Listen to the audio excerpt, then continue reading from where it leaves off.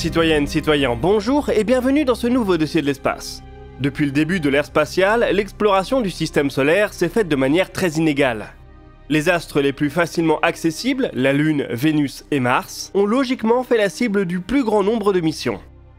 S'aventurer plus loin est difficile et demande des années de voyage. Jupiter s'en sort plutôt bien, puisqu'elle est la plus proche des géantes et permet encore à des sondes de fonctionner grâce à des panneaux solaires. Pour aller plus loin, il faut fournir des efforts considérables. Uranus et Neptune font ainsi encore partie des astres les plus mal connus du système. Elles n'ont été explorées que via des survols.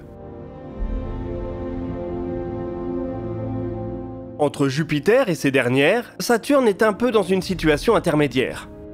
Difficile à atteindre, elle a tout de même fait l'objet d'un effort d'exploration conséquent, notamment via la mission Cassini. Et quelle mission! Pendant 13 ans, cet orbiteur nous a permis de découvrir la géante aux anneaux et son système de satellites. Elle a pu mettre à jour les étranges phénomènes de son atmosphère, elle a aidé à comprendre l'origine de ces anneaux, et elle a pu nous montrer tout le potentiel de 2 de ses satellites pour la recherche de la vie en dehors de la Terre, Encelade et Titan.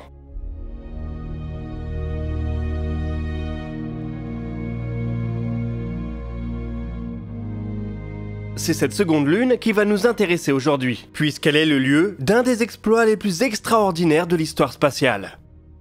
En 2005, une toute petite sonde, transportée par Cassini, a pu descendre dans son atmosphère et se poser à sa surface. Elle nous a transmis des images saisissantes de ce monde étrange, distant de plus d'1 milliard de kilomètres.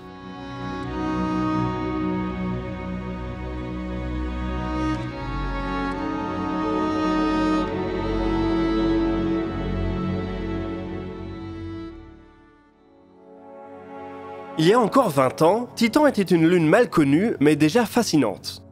Deuxième plus gros satellite du système solaire, elle est un tout petit peu plus grande que Mercure. Autrement dit, si Titan gravitait autour du Soleil, elle aurait de bonnes chances d'être considérée comme une planète à part entière. En 1944, l'astronome Gerhard Kuiper découvre que la Lune possède une atmosphère de méthane. C'est assez déroutant puisqu'elle est le seul satellite dans tout le système solaire à entretenir une enveloppe gazeuse. Encore aujourd'hui, on ne sait pas trop pourquoi. Des observations ultérieures puis les survols de Pioneer 11 ainsi que Voyager 1 et 2 dévoilent un monde complètement opaque qui nous est caché par un voile dense et impénétrable.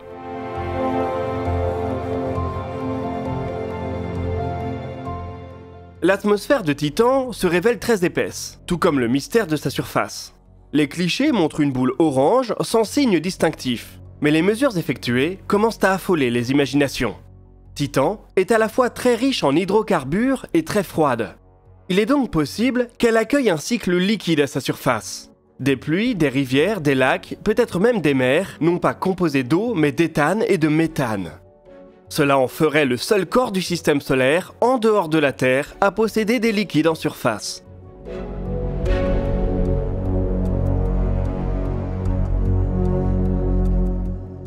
Pour en avoir le cœur net, il faut aller sur place et percer ce voile de nuages. Le mystère de Titan est suffisamment épais pour lui dédier une sonde à part entière. L'ESA, l'Agence spatiale européenne, saisit cette opportunité et se met au travail pour être prête en 1997, l'année du lancement de Cassini. C'est en effet la sonde américaine qui transportera le petit explorateur atmosphérique jusqu'au système saturnien. Ce dernier prend le nom de Huygens d'après l'astronome qui a découvert Titan.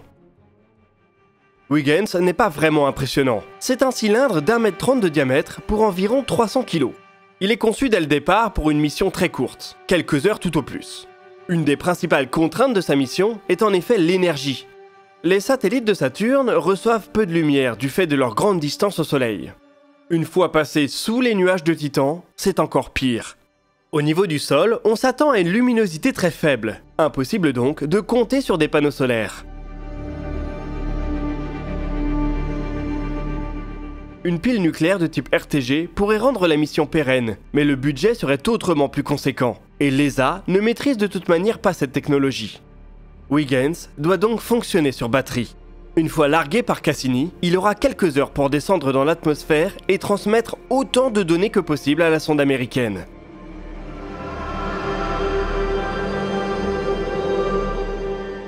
Malgré cette faible durée de vie, les ingénieurs européens et américains sont généreux dans l'instrumentation. Ils équipent Huygens de 6 instruments scientifiques pour un total de 48 kg. On y retrouve une caméra chargée de prendre des images de la descente, un collecteur d'aérosols, un outil de mesure de la vitesse des vents, un spectromètre de masse et 2 suites de capteurs, l'une chargée de caractériser l'atmosphère et l'autre la surface. L'objectif global est de déterminer la composition chimique de l'atmosphère de Titan, ainsi que la répartition des gaz au niveau des différentes couches de l'atmosphère. Des mesures de température, de ionisation et de vitesse des vents doivent également être faites. Il y a bien entendu aussi l'espoir que l'imageur fonctionne jusqu'au bout et nous permette d'apercevoir enfin la mystérieuse surface de la Lune.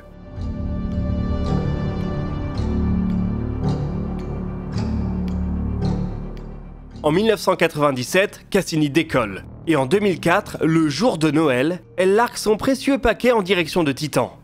Le largage se fait à grande distance. Titan a le temps de faire une révolution complète autour de Saturne avant sa rencontre avec la sonde.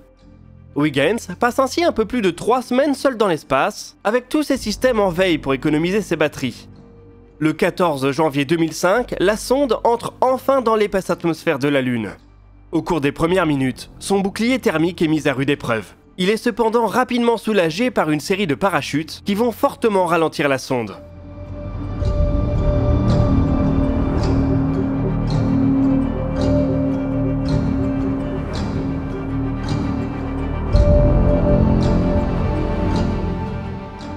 Il faut ici préciser que l'atmosphère de Titan est très épaisse, mais aussi très grande en termes d'altitude. Elle s'élève jusqu'à 600 km au-dessus de la surface. C'est beaucoup plus haut que l'atmosphère terrestre, qui se finit à une centaine de kilomètres au-dessus de nos têtes. On comprend donc pourquoi la descente de Huygens est si longue. La sonde va mettre un peu plus de 2h30 à rejoindre le sol. Au cours de cette descente, elle active peu à peu tous ses instruments et commence à transmettre à Cassini, qui effectue au même moment un survol de Titan.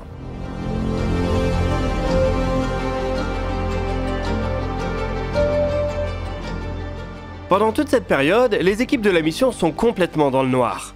Elles savent qu'elles n'obtiendront les premières données que plusieurs heures après l'atterrissage de Huygens. Une dizaine d'heures après le début de la descente, ces premières informations commencent en effet à arriver. La mission est un succès. L'ESA et la NASA viennent de réussir l'atterrissage le plus lointain jamais effectué. Un record qui est encore en vigueur aujourd'hui.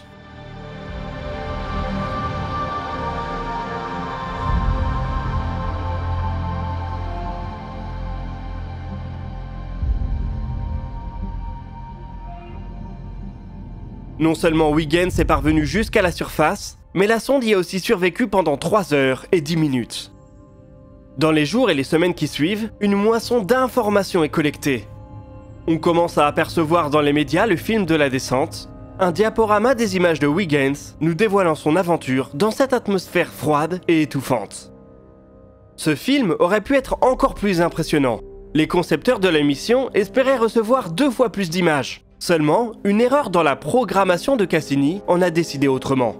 La sonde n'a ouvert qu'un des 2 canaux de communication prévus, ce qui a entraîné une perte de certaines données. Malgré ça, les mesures de Huygens représentent la première étude in situ d'un des mondes du système solaire externe.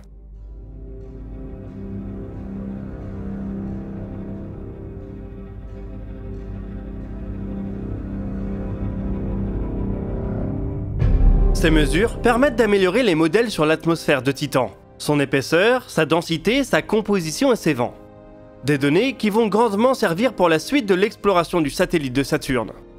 Le contact avec la surface est aussi un peu surprenant. Il semble que Huygens se soit posé sur une surface molle, comme une sorte de boue ou de sable.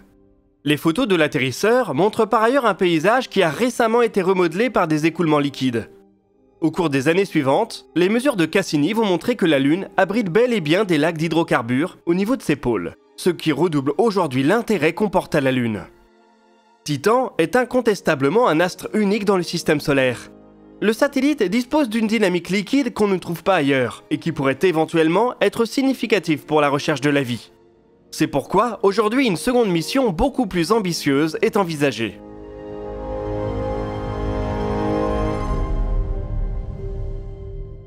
On vous en a souvent parlé sur la chaîne, il s'agit de Dragonfly, un drone nucléaire que la NASA est en train de développer.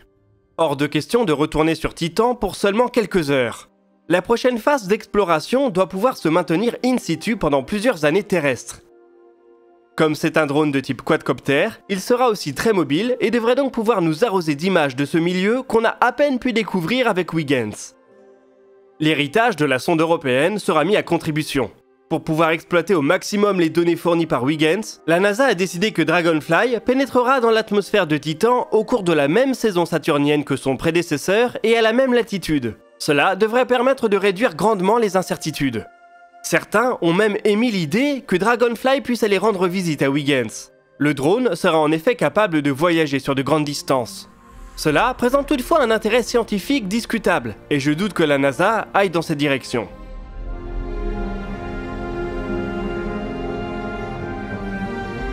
Le 21e siècle verra peut-être un grand nombre de missions vers Titan, surtout si les résultats de Dragonfly posent autant de questions que ceux de Huygens. La sonde européenne restera cependant à jamais la première à avoir foulé le sol de ce nouveau monde étrange et familier.